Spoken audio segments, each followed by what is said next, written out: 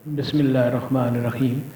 जब किसी अंग्रेज़ी जानने वाले ऑफ़िसर से कोई काम हुआ हमारा तो उसे हम आवाज़ देते हैं हेलो सर।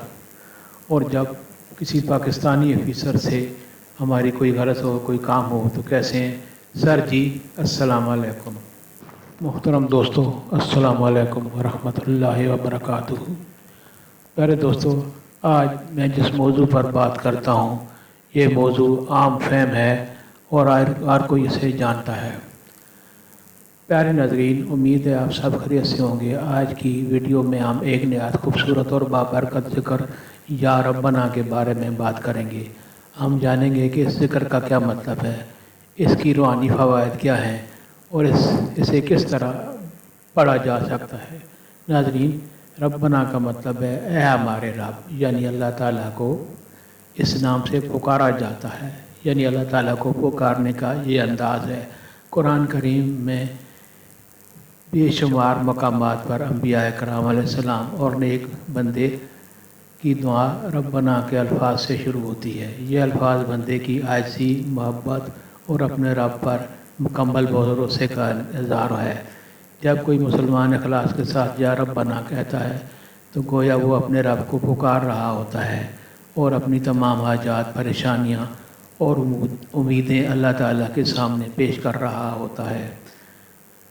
दोस्तों, आज के दौर में हर शख्स किसी न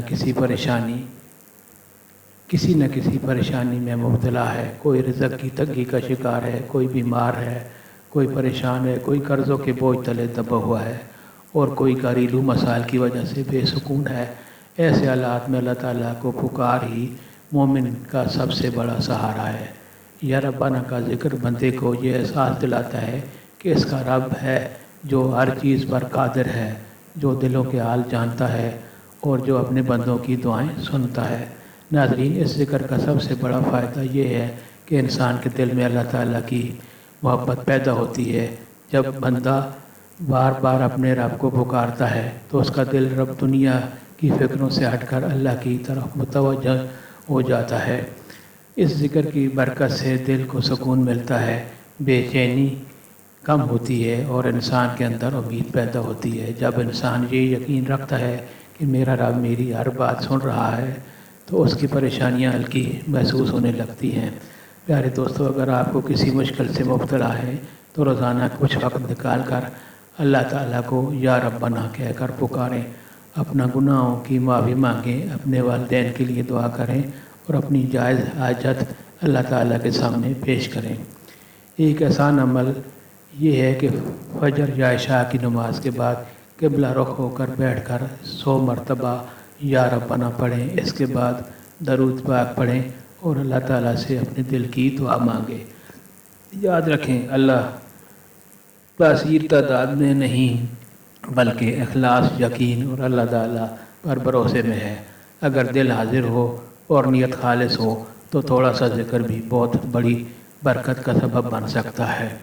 नाज़रीन, हमें ये भी याद रखना चाहिए कि दुआ की कबूलियत की मुख्तलिफ़ अंदाज़ होते हैं। कभी अल्लाह ताला फ़ौरन दुआ कबूल फरमा लेता है, कभी बहुत वक्त के लिए मुअख्खर फरमा देता है और कभी इस दुआ के बदले किसी बड़ी मुसीबत को टाल देता है।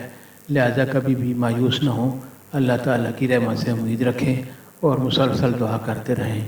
आखिर में दुआ है कि अल्लाह ताला हम सब की जायज़ हाजात पूरी फरमाए, हमारे गुनाहों की माफ़ी फरमाए, हमारे घरों में सुकून और बरकत अता फरमाए और हमें अपना ज़िक्र करने वाला बना दे। आमीन या रब्बिल आलमीन। अगर आपको ये वीडियो पसंद आए तो वीडियो को लाइक करें, अपने दोस्तों के साथ शेयर करें और हमारे चैनल को सब्सक्राइब करना ना भूलें। अल्लाह ताला आपको हमेशा खुश रखे। आमीन।